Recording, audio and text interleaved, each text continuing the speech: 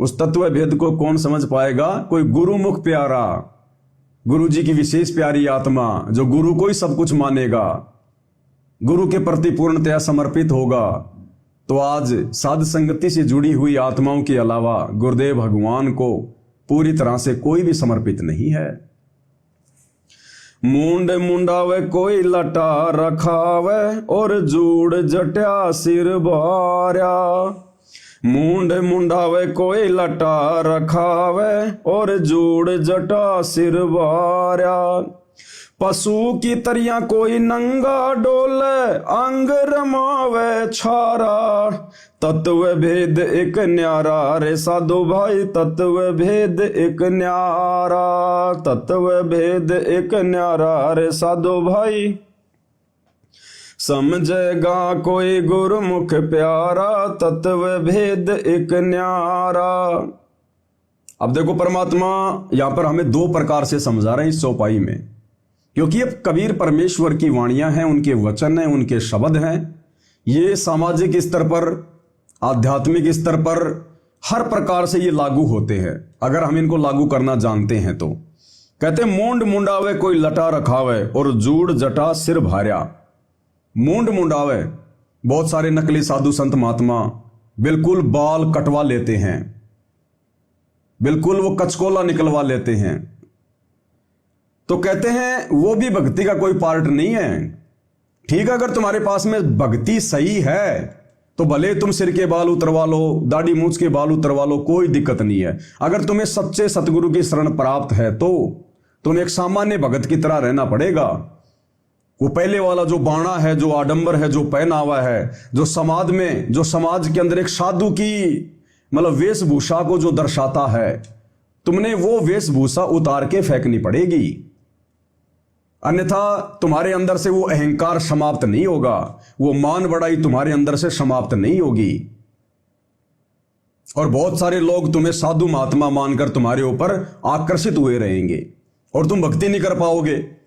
इसलिए सतगुरु के शरण में जब हम आते हैं, और पहले यदि हम कोई छोटे मोटे साधु संत महात्मा थे और विशेष वेशभूषा में रहते थे, तो गुरुदेव कहते हैं अगर आप उसको नाम उपदेश लेने के बाद भी नहीं उतारते हो और एक सामान्य व्यक्ति की तरह जीवन जीकर अपनी भक्ति नहीं करते हो, तो भी आपको तत्व भेद नहीं है। और जूड़ जटा सिर बार्या, और बहुत सारे लोग अपने सिर के ऊपर बाल वगैरह रख के और फिर वो साधु का बाणा बना के रहते थे। तो परमेश्वर कहते हैं इस भक्ति मार्ग में आने के बाद ये नहीं चलेगा। वो एक साधु विशेष की पहचान बन चुकी है, वो पोशाक वो आपने उतारनी पड़ेगी अगर भक्ति सफल करनी है तो। अब भाई और बहनों, वर्तमान में कितने भगत हैं जो सिख समाज से जुड़े हुए थे, पहले लंबी लंबी दाढ़ी रखते थे, मूछें रखते थे, सर के ऊपर जो पगड़ी बांधते हैं, बड़े बड़े केस रखते हैं। अगर उन आत्माओं को सतगुरु रामपाल जी का ये तत्व ज्ञान समझ में आ गया होता, तत्व भेद समझ में आ गया होता, तो सिख समाज के जितने भी भगत भाई बहन हैं जो वर्तमान में सतगुरु रामपाल जी से उपदेश ले चुके हैं, वो कब का अपनी दाढ़ी मूछ वगैरह कटवा लेते, उस पगड़ी को हटा देते, पगड़ी के अंदर जो बाल हैं बड़े बड़े उनको छोटे छोटे करवा लेते। लेकिन उन भाई बहनों को अभी तक तत्व भेद नहीं हुआ है, उनको तत्व ज्ञान भी अच्छे से समझ में नहीं आया है, क्योंकि सिख समाज वर्तमान में एक धर्म विशेष के रूप में अपनी पहचान बना चुका है। कहते ना हिंदू मुस्लिम सिख ईसाई आपस में सब भाई भाई। तो जिस प्रकार हिंदू एक धर्म बन चुका है, मुस्लिम एक धर्म का नाम ले चुका है, ईसाई और सिख, तो सिख समाज भी एक धर्म के रूप में स्थापित है। और लंबी लंबी दाढ़ी मूछें और सर पे वो पगड़ी, वो सिख समाज की पहचान है कि ये व्यक्ति सिख धर्म से जुड़ा हुआ है। अब आपने नाम उपदेश ले लिया सतगुरु रामपाल जी से, आप बन गए मानव धर्मी, क्योंकि आपका मानव धर्म हो गया। गुरुदेव कहते हैं जीव हमारी जाति है, मानव धर्म हमारा, और हिंदू मुस्लिम सिख ईसाई धर्म नहीं कोई न्यारा। तो अगर आपने सतगुरु रामपाल जी से उपदेश ले लिया है, यदि आप अपने आप को एक मानव धर्मी समझ रहे हैं, तो भाई फिर आपने वो सिख समाज की जो परंपरा है, जो एक धर्म विशेष की पहचान है, वो पगड़ी दाढ़ी मूछ, ये आपने कटवानी पड़ेगी अगर आपने अपनी भक्ति को सफल करना है, अपने गुरुदेव के चरणों में जगह बनानी है तो। लेकिन आप देखिएगा भाई और बहनों, पंजाब के अंदर जो 2 आश्रम खोल रखे इन्होंने सतलोक आश्रम वालों ने, सतलोक आश्रम धूरी और सतलोक आश्रम खमाणों।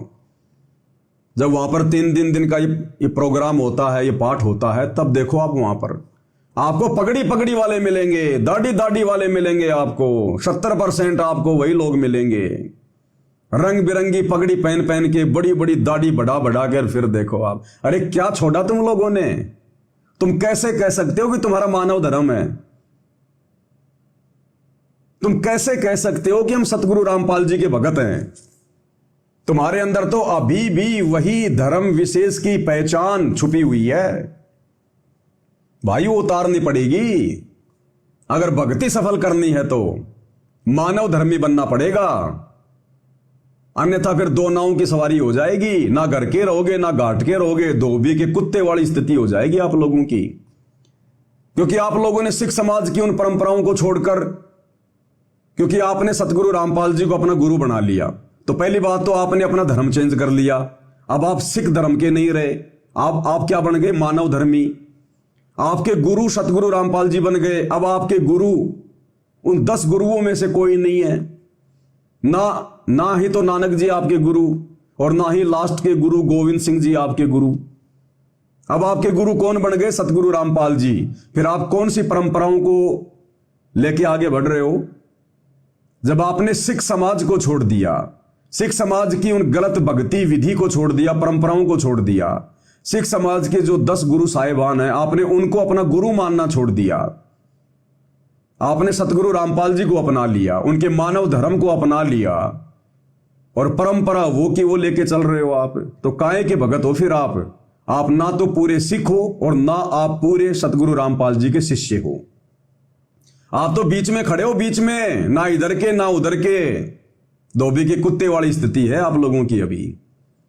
तो जिस दिन सिख समाज से जुड़े हुए सतगुरु रामपाल जी के भक्तों को यह तत्व ज्ञान, तत्व भेद समझ में आ जाएगा, उस दिन तो भैया बिल्कुल सफा चट करवा लेंगे, या बिल्कुल छोटी छोटी दाढ़ी मूछ रखेंगे, बिल्कुल छोटी छोटी, और पगड़ी वगैरह पहनना छोड़ देंगे तुरंत उसी समय, और बाल कटवा लेंगे सिर के, कि हमारी पहचान हमारे गुरुदेव से है, हमारी पहचान मानव धर्म से है, और मानव धर्म से जुड़ा हुआ भगत कोई विशेष आडंबर नहीं करेगा, धर्म विशेष वाला बिल्कुल सिंपल एक भद्र पुरुष की तरह रहेगा। जैसे हमारे गुरुदेव भगवान कैसे रह रहे हैं, किस प्रकार से उनकी वेशभूषा है, किस प्रकार से उनके बाल हैं, अगर आप उनके शिष्य हैं, उनके भगत हैं, तो आपने भी उनकी तरह एक साधारण व्यक्तित्व वाला बनना पड़ेगा, अन्यथा आप ना इधर के ना आप जी उधर के। तो गुरुदेव भगवान कह रहे हैं मूंड मुंडावे कोई लटा रखावे, और जूड़ जटा सिर भार्या, सिर के ऊपर भारे भारे बाल वो जटा रख लेते हैं। पशु की तरिया कोई नंगा डोले, अंग रमावे छारा, तत्व भेद एक न्यारा, रे साधु भाई तत्व भेद एक न्यारा। अब जैन समाज के अंदर पशु की तरह नंगे डोलते हैं उनके साधु संत महात्मा। अब विचार करो भाई और बहनों, अगर जैन समाज से जुड़े हुए पशु की तरह नंगे घूमने वाले, अगर उन संतों को सतगुरु रामपाल जी का ज्ञान समझ में आ जाए, और यदि वे उनसे नाम उपदेश लेना चाहें, और मान लो उन्होंने नाम उपदेश ले लिया, अब नाम उपदेश लेने के बाद यदि वो अपनी जैन धर्म की उन्हीं परंपराओं को फॉलो करें, इसी प्रकार नंगे रहें, तो क्या आप कोई भी सतगुरु रामपाल जी के भगत उनको भगत कहेंगे क्या? आप तुरंत कहेंगे भगत जी आप ये क्या कर रहे हो, अब आप जैनी नहीं हो, अब आपका समाज जैन समाज नहीं है, आपका धर्म जैन धर्म नहीं है, आप सतगुरु रामपाल जी के भगत बन गए। भगत जी आप ये अच्छे कपड़े पहनो, ढीले ढाले कपड़े पहनो, अपने शरीर को ढको। ये तो जब तक आपने उपदेश नहीं लिया था तब तक आप जैन धर्म की इन परंपराओं को निभा रहे थे। अब आप सतगुरु रामपाल जी के भक्ति मार्ग में आ गए, आपका मानव धर्म बन गया, आपका गुरु सतगुरु जी है, आप उसको कपड़े पहनने की सलाह दोगे या नहीं दोगे? फिर बताओ उन सिख भाइयों को दाढ़ी मूंछ कटवाने की और सर पे पगड़ी पहनने की, जो उनको जो आदत जो पड़ी हुई है अभी भी, क्या आप उसको हटाने की सलाह नहीं दोगे? अगर उस जैन समाज से जुड़े हुए संत को यदि आप उन पुरानी परंपराओं को छोड़ने की बात कह रहे हो, तो सिख समाज वाले लोगों को क्यों नहीं कहोगे? अगर वो सिख समाज वाले नहीं छोड़ रहे हैं तो उसको भी नंगा रहने दो फिर। सतगुरु से उपदेश लेने के बाद वो भी अपनी परंपराओं को निभा रहा है, जैसे सिख समाज के भाई बहन निभा रहे हैं। तो भाई और बहनों, अभी तक ये तत्व भेद उनकी समझ में नहीं आया, सिख समाज के भाई बहनों के, सतगुरु से नाम लेने के बाद भी। तो मालिक कहते, पशु की तरिया कोई नंगा डोले, अंग रमावे छारा। शरीर के ऊपर राख लपेट के रहते हैं बहुत सारे साधु संत महात्मा। ये नागा साधु जो होते हैं, ये अपने शरीर के ऊपर राख वगैरह बभूति वगैरह लगा के रहते हैं। अब बताओ, यदि ऐसा कोई साधु सतगुरु रामपाल जी से उपदेश ले ले, और उपदेश लेने के बाद भी अगर इसी प्रकार से राख वगैरह लपेट के रखे अपने शरीर पे, क्या आप भाई बहन उसको सलाह नहीं दोगे? क्या आप उसको समझाओगे नहीं कि अब आप नागा साधु नहीं हो, अब आप एक सतगुरु रामपाल जी के सभ्य भगत बन गए हो, अब ये राख लगाना छोड़ो? आप तुरंत उसको सलाह दोगे? तो फिर सिख समाज से जुड़े हुए भाई बहनों को, जो लंबी लंबी दाढ़ी मूछ रखते हैं, सर के ऊपर जो पगड़ी बांधते हैं, लंबे बाल हैं, उनको सलाह क्यों नहीं दे रहे आप लोग? अरे उनको सलाह क्यों नहीं दे रहे? कौन देगा उनको सलाह? उन भोली आत्माओं को कौन बताएगा? आप और हमारी जिम्मेदारी है ये। कोई माने ना माने, ये उसके संस्कार, लेकिन संदेशा देना जरूरी है। तो भाई और बहनों, जो सिख समाज से जुड़े हुए हैं और अभी भी सिख समाज की उन परंपराओं को फॉलो कर रहे हैं, सतगुरु रामपाल जी से उपदेश लेने के बाद, भाई जिन्होंने उपदेश नहीं लिया वो तो जो मर्जी करो, उनको हम कुछ नहीं कह सकते। लेकिन जिन्होंने उपदेश ले लिया और फिर भी उन्हीं पुरानी परंपराओं को, जो एक धर्म विशेष की पहचान है, अपने सिर पर लाद कर घूम रहे हैं, तो फिर तुम काहे के भगत हो भाई? फिर तुमने क्या अपनाया सतगुरु रामपाल जी के मार्ग से? तो थोड़ा विचार करो भाई और बहनों।